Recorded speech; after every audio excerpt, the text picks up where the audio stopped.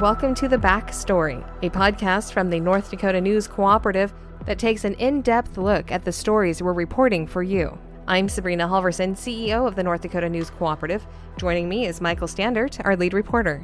Michael, the story we're talking about this week was headlined, Lost World War II Sailor May Finally Return to North Dakota. And this is such an interesting story, and it's one that you were working on for several weeks, and we've been talking about it quite a bit. And I've been really anxious for this story to come out because it's just so interesting. But let's start off with telling our listeners how this came to be. How did you even find out about this? Yeah, we weren't even sure if it was going to fully come together. So this researcher, Ted Darcy, who's a retired Marine, he had served in Vietnam. His father served in World War II. He's kind of dedicated his life and time to look into all the unknown soldiers from World War II that he can, and try to see if their remains can be identified in various collections of grave sites and things around the U.S. and around the world.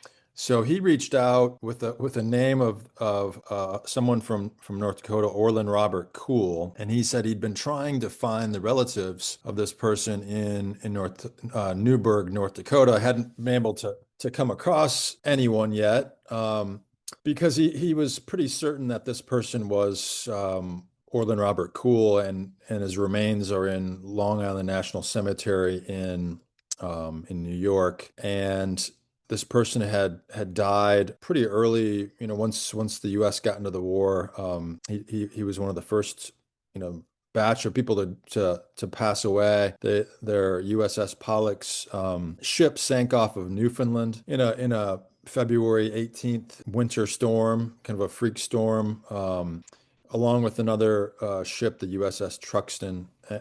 Anyway, so Mr. Darcy had reached out to me to see if I could help find anyone. I started to write to some of the newspapers up in that area to see if anyone knew any of the surviving relatives.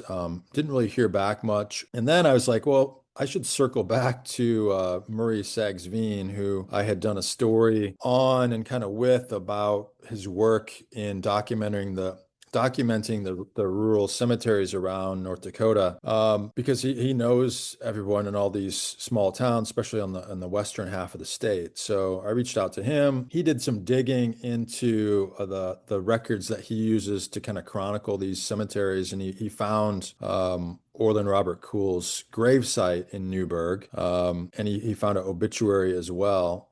I think that's all in this database that he looks at.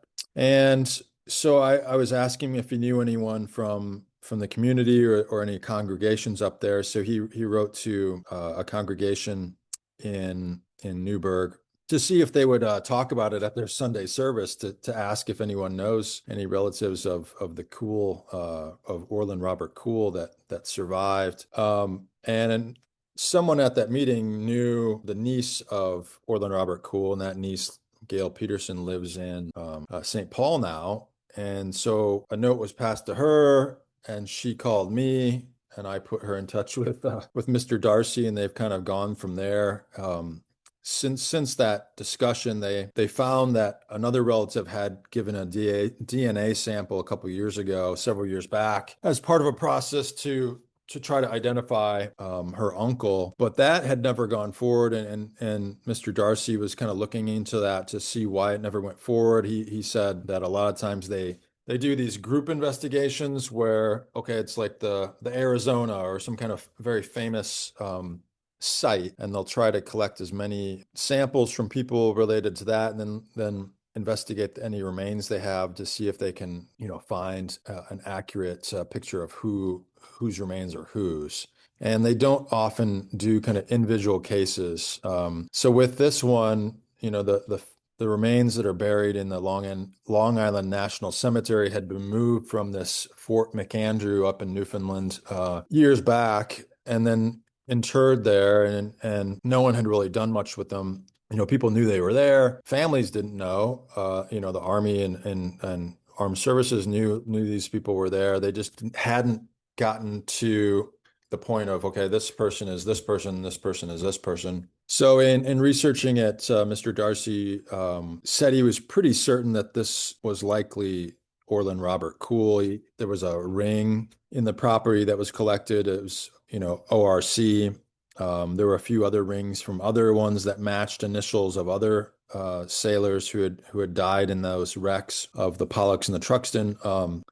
So, hopefully this will start the process for Miss Miss Peterson to eventually get the remains back to North Dakota and buried there in Newburg. With family and where the final resting place should be.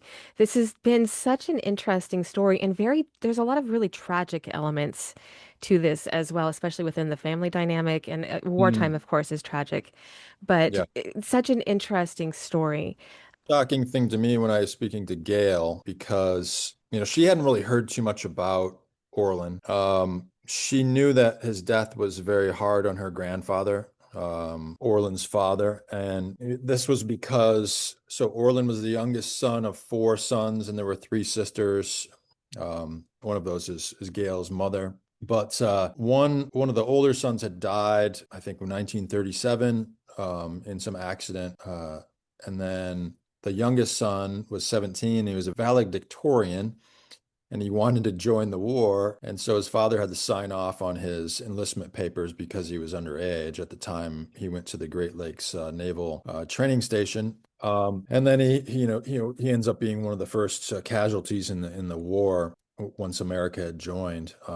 So I think he took that pretty hard. And then within 2 years of his death, his two other brothers passed away, and their bodies were never recovered. One had drowned somewhere. I wasn't exactly certain where that happened.